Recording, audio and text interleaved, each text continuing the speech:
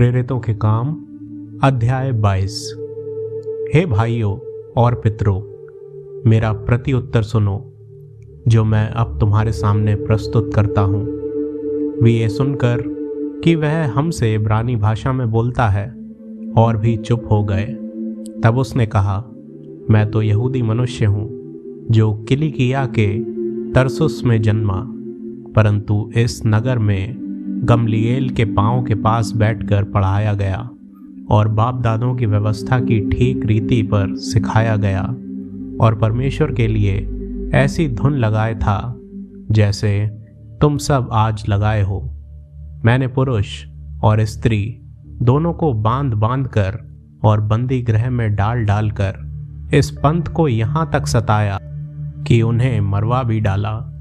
इस बात के लिए महायाजक और सब पुरानिए गवाह हैं कि उनसे मैं भाइयों के नाम पर चिट्ठियां लेकर दमिश्क को चला जा रहा था कि जो वहां हो उन्हें भी दंड दिलाने के लिए बांधकर यरूशलेम लाऊं।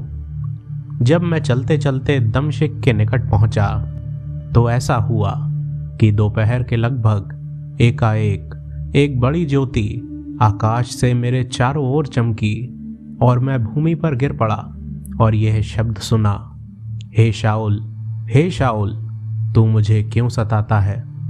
मैंने उत्तर दिया, हे प्रभु, तू कौन है? उसने मुझसे कहा, मैं यीशु नासरी हूँ जिसे तू सताता है।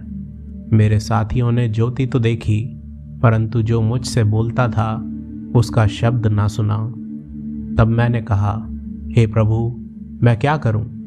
प्रभु ने मुझसे कहा, उठकर दमिश्क में जा और जो कुछ तेरे करने के लिए ठहराया गया है वहां तुझसे सब बता दिया जाएगा।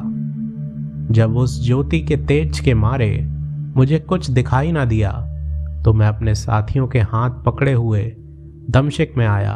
तब हनन्याह नामक व्यवस्था के अनुसार एक भक्त मनुष्य जो वहां रहने वाले सब यहूदियों में सुनाम था मेरे पास आया और खड़े होकर मुझसे कहा, हे भाई शाऊल, फिर देखने लग। उसी घड़ी मेरे नेत्र खुल गए और मैंने उसे देखा। तब उसने कहा, हमारे बाप दादों के परमेश्वर ने तुझे इसलिए ठहराया है कि तू उसकी इच्छा को जाने और उस धर्मी को देखे और उसके मुंह से बातें सुने, क्योंकि तू उसकी ओर से सब मनुष्यों के सामने उन बातों का गवाह होगा जो तूने देखी और सुनी है। अब क्यों देर करता है? उठ, बपतिस्मा ले और उसका नाम लेकर अपने पापों को धो डाल। जब मैं फिर यरूशलेम में आकर मंदिर में प्रार्थना कर रहा था तो बेसुध हो गया और उसको देखा कि वह मुझसे कहता है, जल्दी करके यरूशलेम से झट निकल जा, क्योंकि वे मेरे विषय में तेरी गवाही ना मानेंगे। मैंने कहा, हे प्रभु, वे तो आप जानते हैं कि मैं तुझ पर विश्वास करने वालों को बंदी गृह में डालता और जगह जगह आराधनालय में पिटवाता था। जब तेरे गवाह स्तेफनुस का लहू बहाया जा रहा था तब मैं भी वहाँ खड़ा था और इस बात में सहमत था और उसके घातकों के कपड़ों की रखवाली करता था। और उसने मुझसे कहा, चला जा, क्योंकि मैं तुझे अन्य जातियों के पास दूर दूर भेजूंगा। वे इस बात तक उसकी सुनते रहे।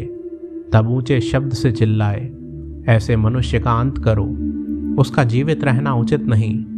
जब वे चिल्लाते और कपड़े फेंकते और आकाश में धूल उड़ाते थे तो पलटन के सरदार ने कहा, इसे गढ़ में ले जाओ और कोड़े मारकर जांचो कि मैं जानूं कि लोग किस कारण उसके विरोध में ऐसा चिल्ला रहे हैं। तब उन्होंने उसे तस्मों से बांधा। तो पौलुस ने उस सूबेदार से जो पास खड़ा था कहा, क्या यह उचित है कि तुम एक रोमी मनुष्य को, और वह भी बिना दोषी ठहराए हुए, कोड़े मारो? सूबेदार ने सुनकर पलटन के सरदार के पास जाकर कहा, तू यह क्या करता है? यह तो रोमी मनुष्य है। तब पलटन के सरदार ने उसके पास आकर कहा, मुझे बता, क्या तू रोमी है? उसने कहा, हाँ, ये सुनकर पलटन के सरदार ने कहा, मैंने रोमी होने का पद बहुत रुपए देकर पाया है। पौलुस ने कहा, मैं तो जन्म से रोमी हूँ। तब जो लोग उसे जांचने पर थे वे तुरंत उसके पास से हट गए, और पलटन का सरदार भी ये जानकर कि यह रोमी है और मैंने उसे बांधा है, डर गया। दूसरे दिन उसने ठीक ठीक जानने की इच्छा से कि यहूदी उस पर क्यों दोष लगाते हैं, उसके बंधन खोल दिए और प्रधान याजकों और सारी महासभा को इकट्ठा होने की आज्ञा दी और पौलुस को नीचे ले जाकर उनके सामने खड़ा कर दिया।